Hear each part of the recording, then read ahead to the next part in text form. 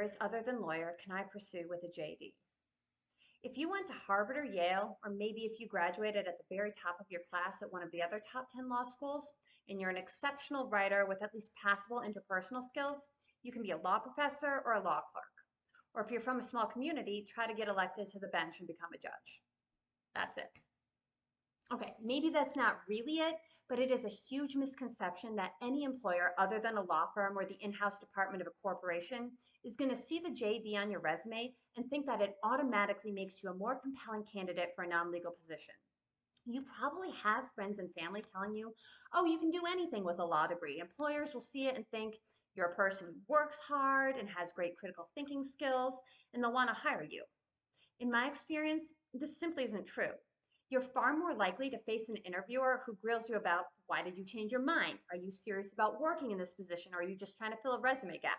Will you leave us the second a legal job opens up elsewhere?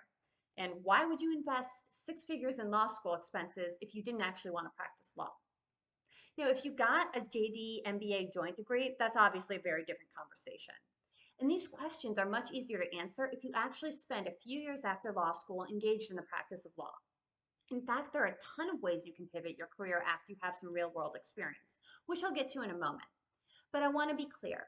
If you think that getting a JD is going to be your springboard into corporate America right after you graduate, there's a very real chance you're going to end up frustrated and disappointed. If working for a Fortune 500 company is your goal, you should seriously consider going to business school instead, or just spending a couple years in the workforce.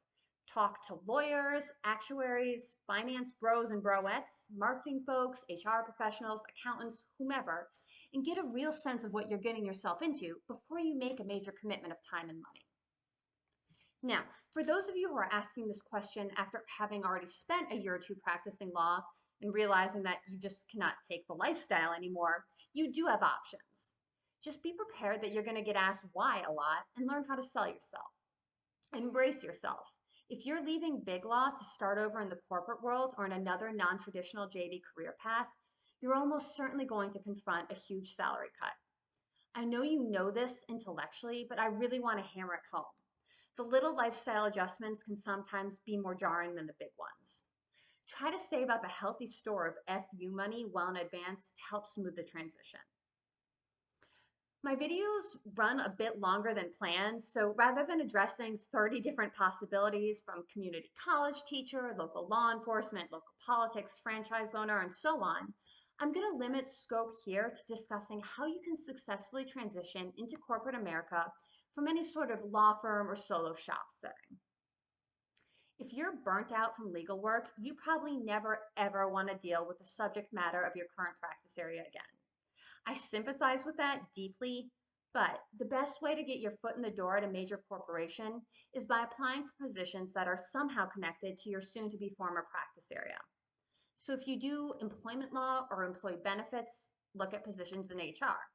If you do privacy law, there are a ton of privacy officer positions that are JD preferred but not required. And if you have niche experience, all the better. Somebody who works with healthcare industry clients can find work as a HIPAA compliance analyst, or somebody who worked on international data transfer issues could find work at really any Fortune 500 company as an employee data privacy steward or a similar role, and so on.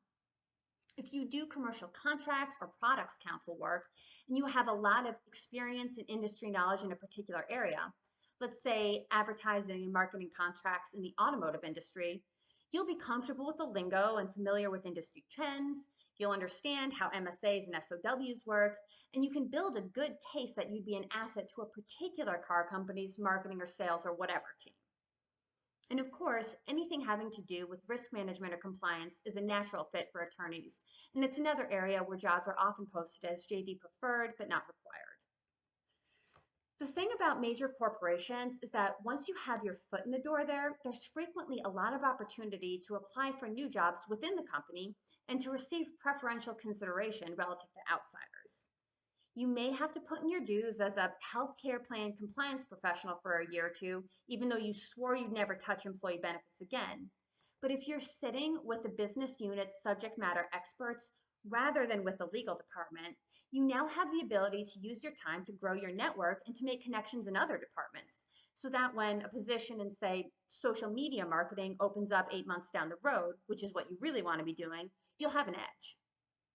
Just as an aside, as you develop your career strategy, it's important to remember that it is definitely easier to get a job with the in-house legal team and transition to a business role than it is to accept a job as a business unit subject matter expert and later try to apply for a legal position. Your working assumption should be that unless you're a C-suite executive, once you accept a non-legal role, you're essentially foregoing any ability to work in the in-house legal department, at least in that particular company. The corporate preference for hiring from within does mean that you'll need to make an extra effort to get on their radar when you're still on the outside. Getting extra letters after your name, so CIPP certification for privacy law, SHRM certification for HR professionals, whatever. It's helpful, but the initial in is really more about who you know than what you know.